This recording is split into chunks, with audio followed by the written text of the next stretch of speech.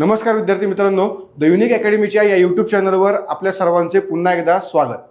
मित्रांनो, आपण भूगोल या विषयामध्ये आतापर्यंत साधारण 5 लेक्चर्स पाहिले की ज्याच्यामध्ये आपण संभाव्य प्रश्न वेगवेगळ्या टॉपिकवरचे बघितले। याच सिरीज मधला आपला हा पुढचा व्हिडिओ असणार आहे ज्याच्यामध्ये आपण मृदा, कृषी, त्याचप्रमाणे कृषी आधारित उद्योग हे जे काही आपल्या कंपनीसाठीचा महत्त्वाचा भूगोलमधला टॉपिक आहे या टॉपिकवरती आधारित असणारे संभाव्य 20 प्रश्न पाहणार आहोत। सो या प्रश्नांना वन बाय वन सुरुवात करूया आपण। बघा, पहिला प्रश्न मित्रांनो, पहिला प्रश्न आहे, राज्यात 2 विधानं दिलेली आहेत। राज्यामध्ये शेतीसाठी उपलब्ध नसलेल्या जमिनीचे सर्वाधिक प्रमाण रत्नागिरी जिल्ह्यामध्ये आहे आणि दुसरं विधान दिलेले, राज्यामध्ये शेतीसाठी उपलब्ध नसलेल्या जमिनीचे सर्वात कमी प्रमाण धाराशिव जिल्ह्यामध्ये आहे। आता मित्रांनो नीट लक्षात घ्या, इथे काय सांगितलेलं आहे की शेतीसाठी उपलब्ध नसलेल्या जमिनीचे, बरं का, म्हणजेच काय, थोडक्यात ती जमीन ही वनांच्या आच्छादनाखाली आहे, त्या जमिनीमध्ये मोठ्या प्रमाणामध्ये पाणी आहे, तळे आहेत, सरोवर आहेत, ती जमीन सखल उताराची आहे, डोंगर रंगांची आहे, दऱ्याखोऱ्यांची आहे आणि त्यामुळे त्या जिल्ह्यामध्ये जमिनीसाठी म्हणजे शेत जमिनीसाठी उपलब्ध नसलेली जमीन त्याचं प्रमाण जास्त आहे किंवा कमी आहे। मग लक्षात घ्या मित्रांनो, शेत जमिनीसाठी उपलब्ध नसलेली जी जमीन आहे त्याचं सर्वाधिक प्रमाण कुठे आहे तर रत्नागिरीमध्ये, ओके, आणि सर्वात कमी प्रमाण कुठे आहे तर धाराशिवमध्ये। तर अगदी बरोबर आहे मित्रांनो, कारण रत्नागिरी सारखा जिल्हा ज्या जिल्ह्यामध्ये तुम्हाला उंच सखल भाग हा मोठ्या प्रमाणात पाहायला मिळतो, यामध्ये तुम्हाला वनांचं आच्छादन मोठ्या प्रमाणात पाहायला मिळतं, यामध्ये नैसर्गिक साधन संपत्ती ज्याच्यामध्ये वने, वन्य प्राणी, खनिज संपत्ती या गोष्टी मोठ्या प्रमाणात डेव्हलप असलेल्या आपल्याला पाहायला मिळतात। यामुळे या ठिकाणी कृषी खालील जमिनीचं प्रमाण कसं आहे, कमी आहे। त्यामुळे रत्नागिरी जिल्ह्यामध्ये सर्वात जास्त जमीन ही कृषीसाठी उपलब्ध नसलेली जमीन आहे। म्हणून मित्रांनो हे विधान एकदम बरोबर आहे। त्याचप्रमाणे मित्रांनो धाराशिव जिल्हा या जिल्ह्याचा जर आपण विचार केला तर या जिल्ह्यामध्ये मित्रांनो काय सांगितलेलं आहे की कृषीसाठी उपलब्ध नसलेली जमीन ही अत्यंत कमी प्रमाणात आहे, कारण धाराशिव जिल्हा हा एकतर पठारी प्रदेशामध्ये येतो, यामध्ये कुठल्याही प्रकारे आपल्याला वनसंपदा पाहायला मिळत नाही, जे प्रमाण आहे ते अगदी नगण्य आहे। या कारणामुळे मित्रांनो या भागामध्ये जास्तीत जास्त जमीन ही कृषीखाली आहे, त्यामुळे कृषीसाठी उपलब्ध नसलेल्या जमिनीचं सर्वात कमी प्रमाण हे धाराशिव जिल्ह्यामध्ये आहे। त्यामुळे दोन्ही विधानं बरोबर आहेत, त्यामुळे उत्तर असणार आहे पर्याय क्रमांक 3 अ, ब दोन्हीही बरोबर। त्यानंतर मित्रांनो पुढचं आहे, राज्यामध्ये गव्हाचे उत्पादन खालीलपैकी कोणत्या जिल्ह्यामध्ये घेतले जात नाही। आता मित्रांनो लक्षात घ्या, कोणत्या जिल्ह्यात घेतले जात नाही असं आपल्याला विचारलेलं आहे।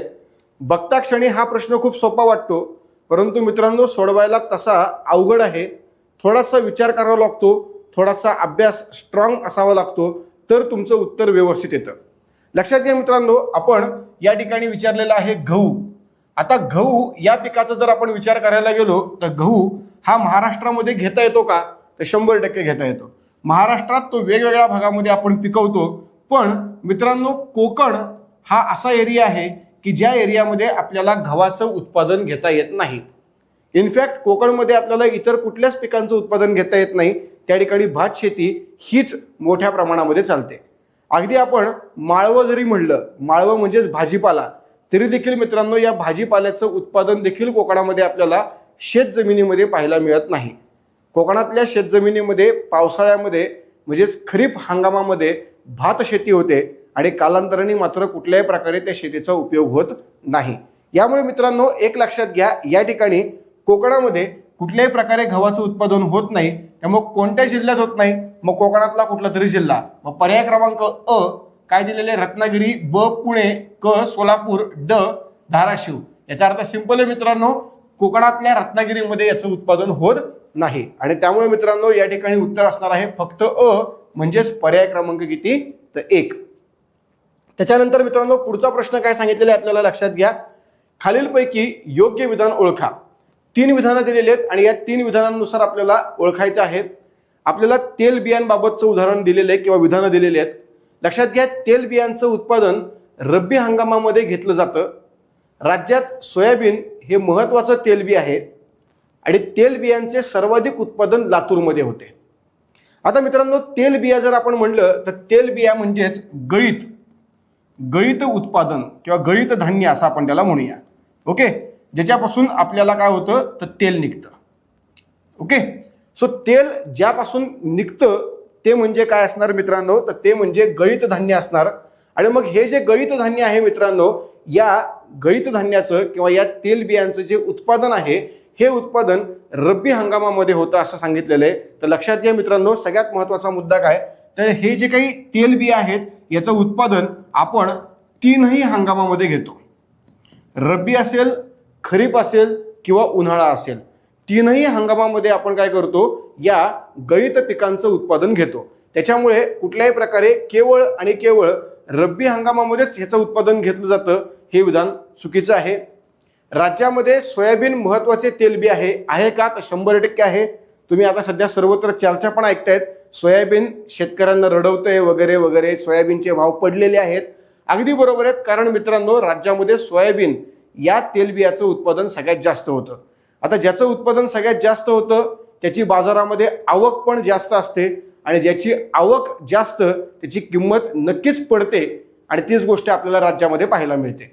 त्यानंतर तेलबियांचे सर्वाधिक उत्पादन लातूर जिल्ह्यामध्ये, तर अगदी बरोबर आहे, कारण तेलबिया पिकासाठी कुठल्याही प्रकारे तुम्हाला पाण्याचं प्रमाण कमी लागतं आणि जमीन काळी लागते. मग अशा पद्धतीने पाण्याचं प्रमाण कमी, जमीन काळी, अशा प्रकारची जमीन, त्याचप्रमाणे कडक ऊन, या सर्व प्रकारच्या गोष्टी लातूरमध्ये असल्यामुळे लातूरमध्ये याचं उत्पादन जास्त आहे.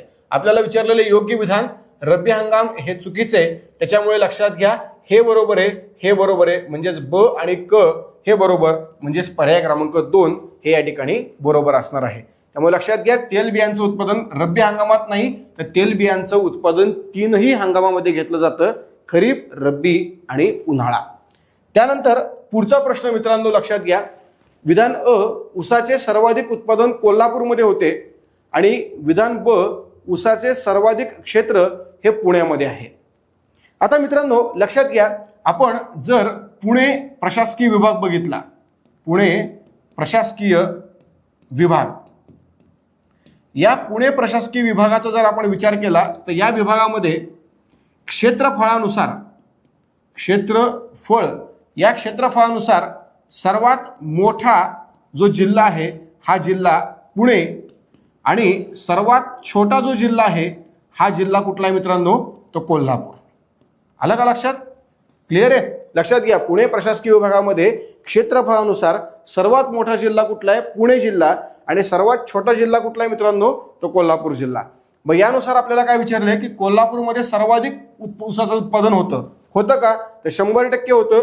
कोल्हापूरमध्ये जास्तीत जास्त प्रमाणात ऊसाचं उत्पादन होतं, पण कोल्हापूरचा एरिया हा लहान आहे, पुण्याचा एरिया हा मोठा आहे आणि त्याच्यामुळे कोल्हापूरमध्ये जेवढा एरिया आहे त्या एरियामध्ये कोल्हापूरमध्ये सर्वात जास्त उत्पादन कशाचं आहे, ऊसाचं आहे. त्यामुळे महाराष्ट्राचा विचार करता महाराष्ट्रात सर्वात जास्त ऊसाचं उत्पादन कुठे येतं, कोल्हापूरमध्ये येतं. कोल्हापूरमध्ये ऊसाची उत्पादकता ही जास्त आहे. पण मित्रांनो जितक्या जास्त एरियावर आपण ऊस लावतो तो एरिया जर विचारात घेतला तर तो एरिया, ते क्षेत्रफळ हे पुणे जिल्ह्यामध्ये सर्वात जास्त आहे. कारण अर्थात पुणे जिल्हा हा मोठा आहे, पुणे जिल्हा मोठा आहे त्यामुळे शेती क्षेत्र मोठे, त्यामुळे शेती क्षेत्रामध्ये लावलेल्या ऊसाचं क्षेत्र देखील जास्त आहे. पण पुणे जिल्ह्यामध्ये ऊसाची उत्पादकता कमी आहे, कोल्हापूर जिल्ह्यामध्ये ऊसाची उत्पादकता जास्त आहे. त्यामुळे उत्पादकता जास्त असल्यामुळे विधान अ हे बरोबर आहे आणि पुणे एरिया खूप मोठा आहे त्यामुळे ऊसाचं क्षेत्र जास्त आहे, त्यामुळे विधान ब हे देखील बरोबर. आणि त्याच्यामुळे या ठिकाणी उत्तर असणार आहे पर्याय क्रमांक किती, तर 3, विधान अ आणि विधान ब दोन्हीही बरोबर. मित्रांनो त्याच्यानंतर पुढचा प्रश्न आहे, राज्यामध्ये सर्वाधिक कापूस उत्पादन कोणत्या प्रशासकीय विभागामध्ये घेतले जाते. थोडासा वेगळ्या प्रकारे विचारण्याचा प्रयत्न केलेला आहे. उत्तर तुमच्यापैकी बहुतांश लोकांना जमणार, पण काही लोक कन्फ्यूज होणार, ही मात्र गोष्ट नक्कीच खरी आहे. ज्याचा परफेक्ट अभ्यास आहे मित्रांनो त्याला उत्तर जमणार आहे, पण काही प्रमाणामध्ये कन्फ्यूज होऊ शकतं. ते कशाच्या आधारावर, तर पर्यायाच्या आधारावर. पर्यायामध्ये दिलेले नागपूर, पर्यायात दिलेले अमरावती, पर्यायात दिलेले छत्रपती संभाजीनगर आणि पर्यायात दिलेले यापैकी नाही. आता यापैकी आपल्यापैकी प्रत्येकाला माहिती आहे की ह्याचा काही संबंध नाहीये, त्यामुळे ते कट झालं. मग उरलं काय, तर मराठवाडा म्हणजे छत्रपती संभाजीनगर, अमरावती आणि नागपूर या तीनही भागामध्ये कापसाचं उत्पादन मोठ्या प्रमाणात घेतलं जातं. पण आपल्याला विचारलं की सर्वाधिक कापसाचं उत्पादन कोणत्या प्रशासकीय विभागामध्ये, ते म्हणल्यानंतर मात्र आपल्याला उत्तर येतं काय, तर अमरावती. अमरावती या प्रशासकीय विभागामध्ये असणारे जे 5 जिल्हे आहेत, या 5 जिल्ह्यांमध्ये अमरावती आहे, यवतमाळ आहे, बुलढाणा आहे, अकोला आहे, वाशिम आहे. या जिल्ह्यांमध्ये मित्रांनो आपल्याकडे कापसाचं उत्पादन सर्वात जास्त होतं आणि त्याच्यामुळेच या ठिकाणी उत्तर असणार आहे पर्याय क्रमांक 2. त्यानंतर मित्रांनो पुढचा प्रश्न, आपल्याला 2 विधानं दिलेली आहेत. यामध्ये एक विधान आहे अन्नधान्य पिकांचे सर्वाधिक उत्पादन नगरमध्ये आणि अन्नधान्य पिकाचे सर्वाधिक क्षेत्र नाशिकमध्ये. मित्रांनो अन्नधान्य म्हणजे काय तर नीट समजून घ्या. तृणधान्य प्लस कडधान्य. ओके, तृणधान्य म्हणजेच काय तर आपल्याकडचं गहू असेल, ज्वारी असेल, मका असेल, बाजरी असेल, त्याच्यानंतर तुमचं तांदूळ असेल, तर या सर्व गोष्टींना आपण काय म्हणतो तृणधान्य. आणि कडधान्यामध्ये काय काय येतं मित्रांनो, तर कडधान्यांमध्ये आपल्याला माहितीच आहे तूर येणार, हरभरा येणार, मटकी येणार. ओके, सो या ज्या काही गोष्टी आहेत मित्रांनो ते कशामध्ये येतात, कडधान्यामध्ये. मग तृणधान्य प्लस कडधान्य इज इक्वल टू आपल्याकडे काय आहे मित्रांनो, तर अन्नधान्य. त्यामुळे या अन्नधान्याचं राज्यात सर्वात जास्त उत्पादन कुठे, तर लक्षात घ्या अन्नधान्याचं सर्वात जास्त उत्पादन नगर जिल्ह्यामध्ये आहे आणि अन्नधान्य पिकाखालील जे क्षेत्र आहे त्या क्षेत्रामध्ये सर्वाधिक क्षेत्र हे राज्यामध्ये कुठं आहे, नाशिकमध्ये. त्यामुळे हे दोन्ही विधानं बरोबर आहेत. उत्तर असणार आहे पर्याय क्रमांक 3 अ ब योग्य. त्यानंतर मित्रांनो पुढचं जर आपण बघितलं,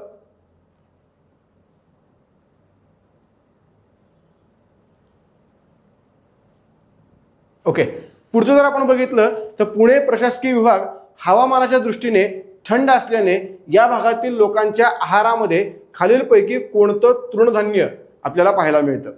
मित्रांनो थोडासा वेगळ्या पद्धतीचा हा प्रश्न आहे. वेगळ्या पद्धतीचा प्रश्न असल्यामुळे लक्षात घ्या अशा प्रकारचे मुद्दे पेपरला येऊ शकतात जिथं चुकण्याची शक्यता खूप कमी असते जर नीट प्रश्न समजून घेतला तर. लक्षात घ्या काय विचारलेलं आपल्याला की पुणे प्रशासकीय विभागामध्ये हवामान कसं आहे as compared to Marathwada, Khandesh, Konkan. पुण्यामधलं प्रशासकीय विभागाचं हवामान हे थंड आहे. कम्पेअरमध्ये कोणाला घेतोय आपण, मराठवाड्याला घेतोय, खानदेशला घेतोय, त्याचप्रमाणे कोकणाला घेतोय. कोकणापेक्षा सुद्धा पुण्यातलं वातावरण कसं आहे मित्रांनो, तर थंड आहे हे लक्षात घ्या. मग या थंड वातावरणामध्ये लोकांच्या आहारामध्ये सर्वात जास्त आपण काय सांगितलेले की लोकांच्या आहारात सर्वात जास्त कुठलं तृणधान्य पाहायला मिळतं, बाजरी पाहायला मिळते, ज्वारी पाहायला मिळते, गहू की मका. आता या 4 पैकी एक गोष्ट क्लिअर आहे की मकाचा काही संबंधच नाहीये, कारण मका आजकाल आपल्याकडे कोणी खातच नाही. अन्नधान्यामध्ये त्याचा जास्त समावेश होत नाही. ते आता आपल्याकडचं पूर्णपणे काय झालेलं आहे तर जनावरांसाठी चारा म्हणून ते पीक आपण वापरतो. मग मित्रांनो उरला काय, बाजरी, ज्वारी, गहू. त्यातही आपल्याला माहिती की ज्वारी ही गोष्ट मराठवाड्यामध्ये सर्वात जास्त लोक खातात. ओके, गव्हाचं खाणं आहेच आपल्या सगळीकडेच आहे, पण तरी पण गव्हापेक्षा सुद्धा जास्त खाणं कोणाचं आहे तर ते आहे मित्रांनो बाजरीचं.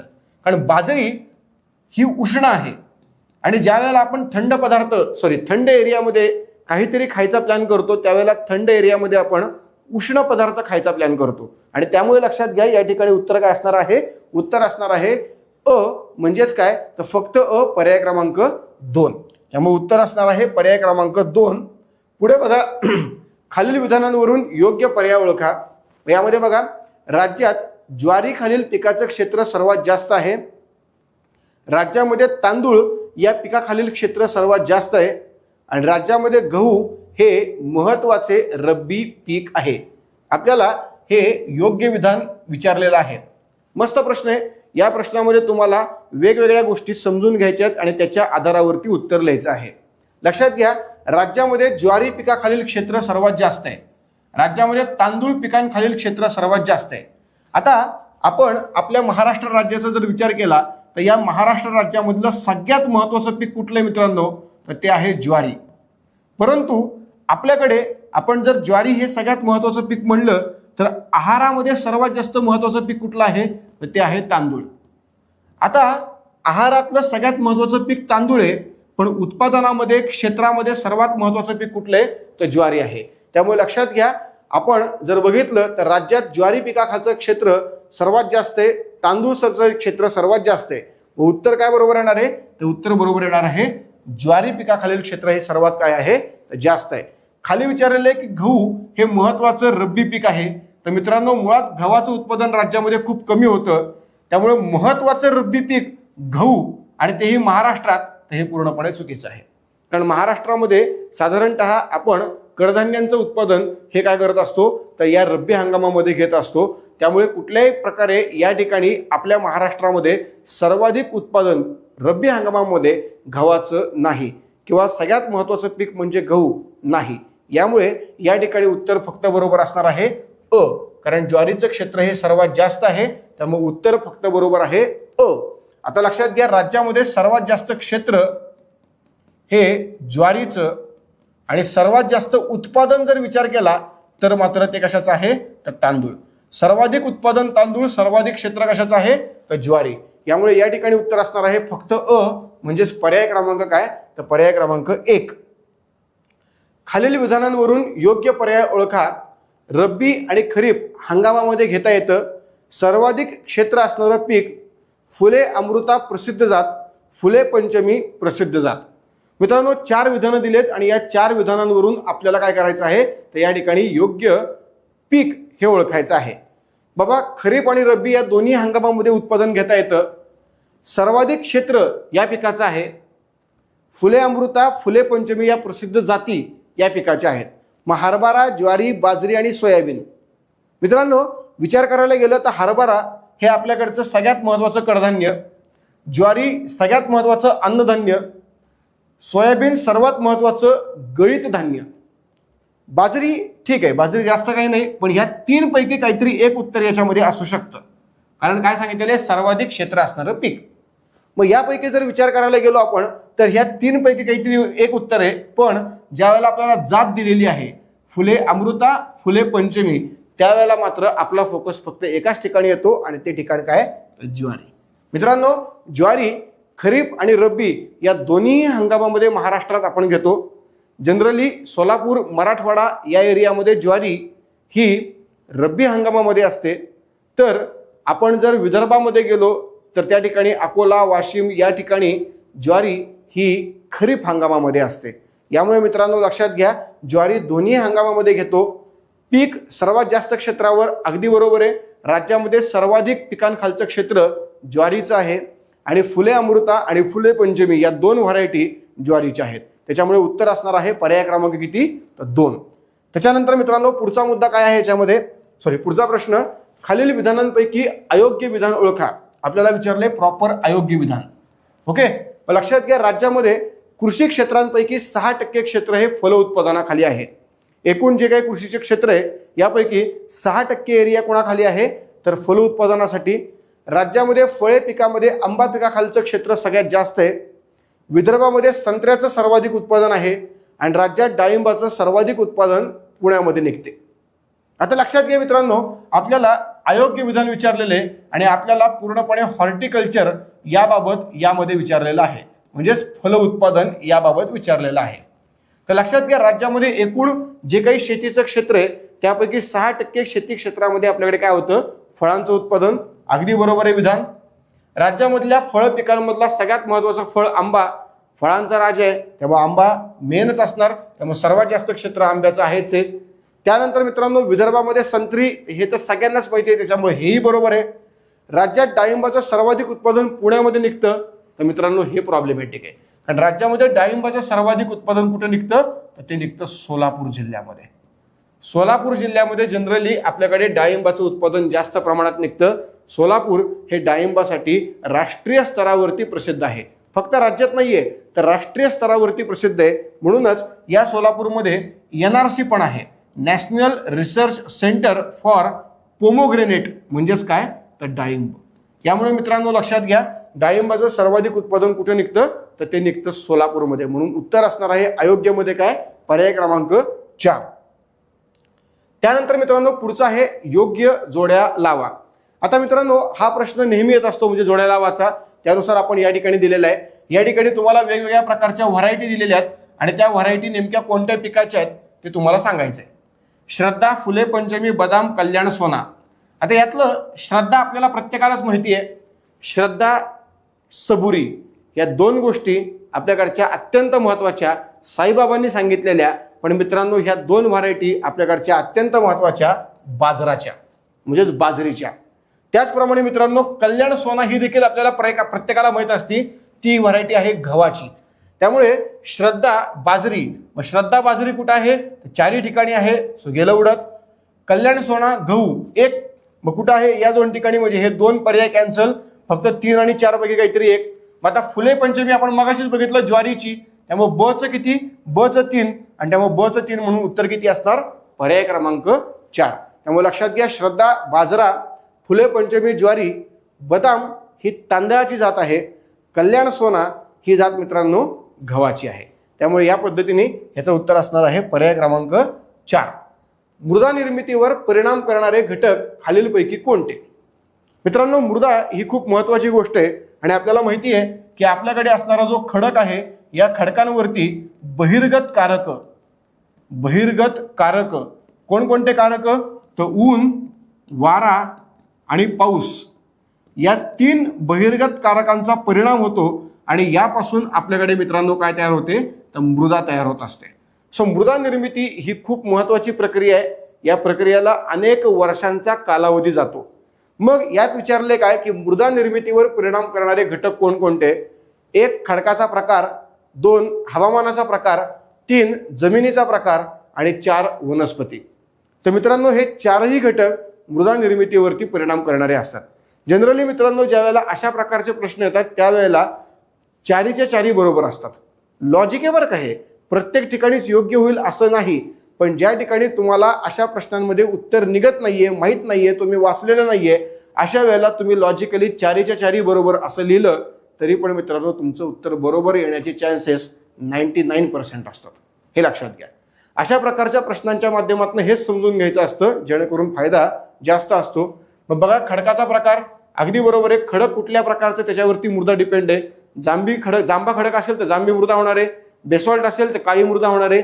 हवामानाचा प्रकार, हवामानावर आधारित तुमच्याकडची मृदा ही परिपक्व किंवा अपरिपक्व असणार आहे. जमिनीचा प्रकार, मैदानावर मृदा तयार झाली तर ती गाळाची आहे, पठारावर तयार झाली तर ती मृदा थोडक्यात गाळाच्या पेक्षा कमी महत्वाची आहे.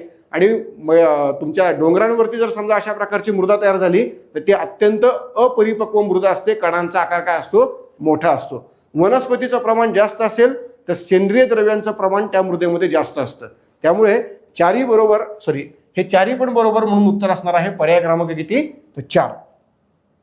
त्यानंतर विधान अ, चुन्याचा वापर सामू वाढवण्यासाठी होतो आणि गंधकाचा वापर सामू कमी करण्यासाठी होतो. आता मूळ मुद्दा मित्रांनो, सामू म्हणजे काय? यालाच आपण म्हणतो पीएच, पोटेन्शियल ऑफ हायड्रोजन.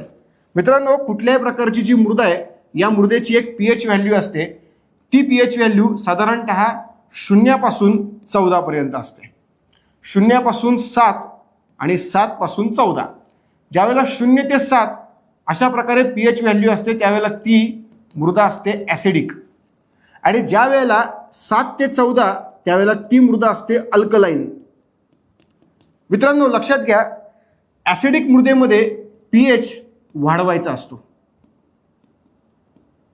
आणि अल्कलाइन मृदेमध्ये पीएच हा कमी करायचा असतो. ओके.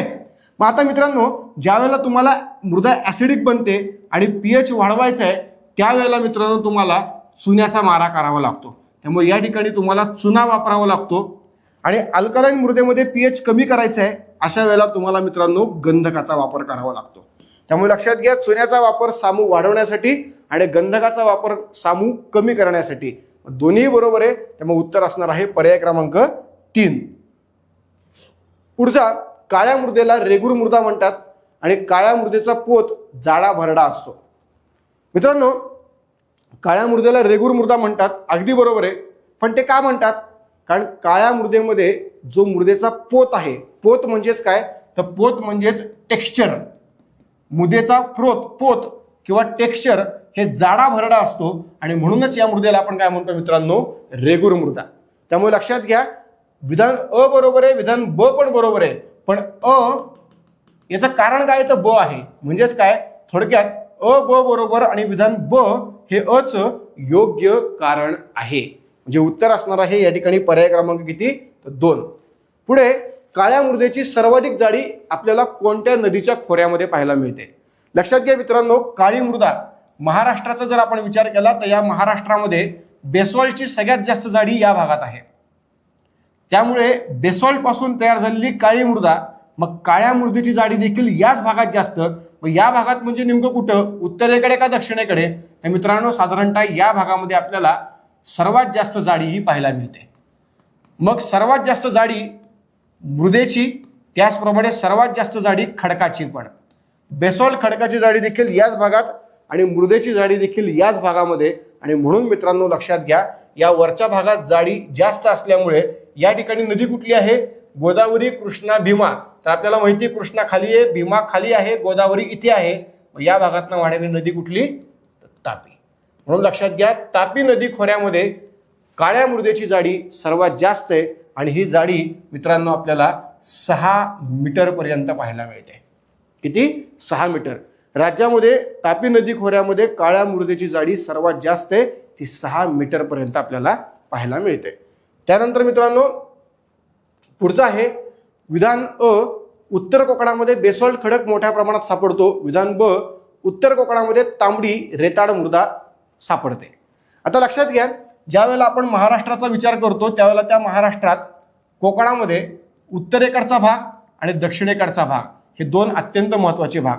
मित्रांनो सर्वात जास्त पाऊस, सर्वाधिक पाऊस हा कुठं पडतो, तर तो दक्षिण कोकणामध्ये पडतो.